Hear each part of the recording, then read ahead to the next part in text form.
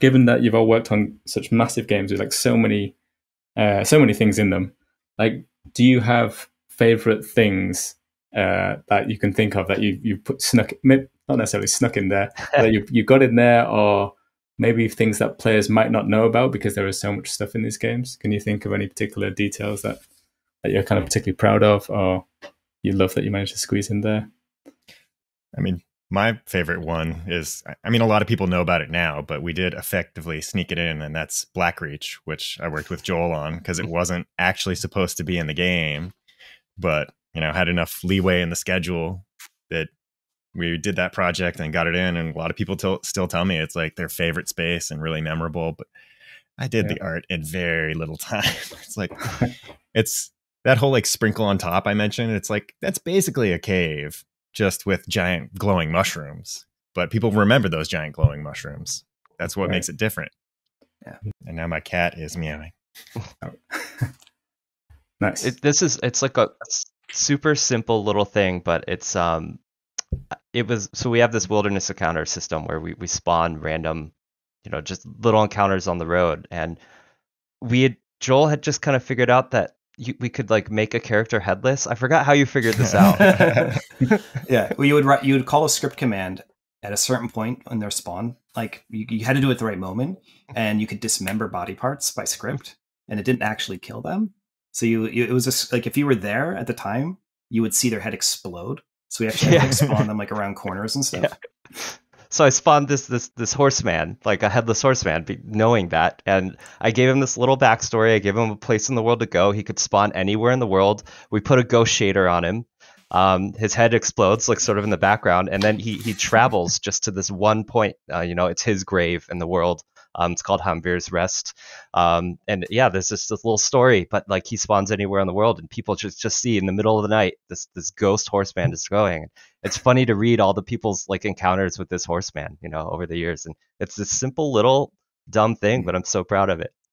Yeah, that exploding heads reminds me of that bug that would get occasionally when a character would get marked as like essential later on. But that means you could have had a character that died and you like shot their head off, but then they become essential, which means they need to be alive. So then you would get this guy walking up to you with their exploded head chunks just floating there, like, "Hey, how's it going?" Yeah, the like, voices still work. Nice. Yeah. We had a bug in Dishonored 2 where, and I can't even logically, I can't imagine how this happened, but we had a bug where, for some reason, these two guards chasing after the player, they'd been sliced in half, as you can do in Dishonored.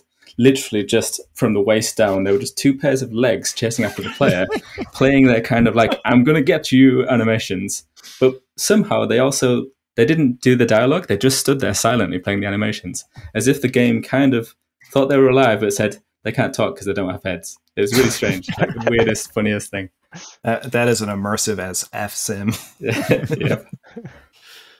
Joel, have you got anything that springs to mind? Yeah, I do, and I've talked about this one before, but I love it very much. And I have to go all the way back to Fallout 3. So the day that I flew up for my interview, I'm in the DFW airport, and I was in the airport bookstore, and they had a copy of one of my favorite books, which was The Martian Chronicles by Ray Bradbury.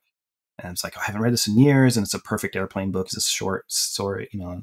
So I bought this copy of Martian Chronicles and read it on the plane. And, you know, whatever, it's Bradbury. It's one of my favorite things. So on Fallout 3, you know, fast forward like 3 years or whatever, 2 years.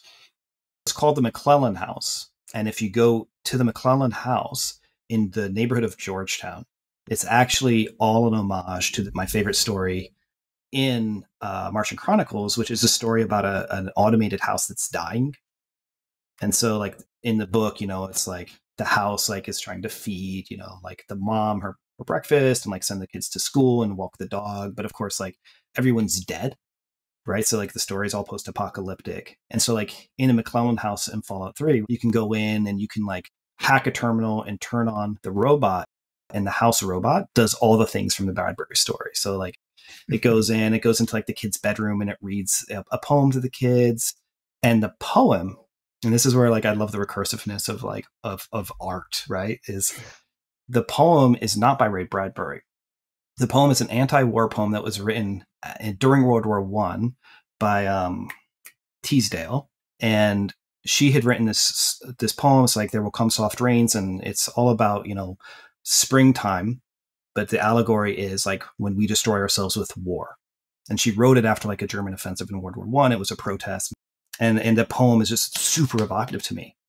It's also in the public domain because she wrote it in like 19. So like, nice. I was able to just like put the poem in and not edit it the same way that Bradbury did in his book, right? So like the robot actually goes and reads maybe the whole poem of There Will Come Soft Rains, and then like, goes outside and like tries to walk the dog, and the dog's dead, and there's a collar and whatever. But for me, right, that's like, as an Easter egg, it's so personal and so meaningful to me. But it also like just completely fits the world, in my opinion. Right. So I've always been like very, very like happy, and like, it's just one of my favorite little things I've kind of sort of pressed my thumbprint into a game.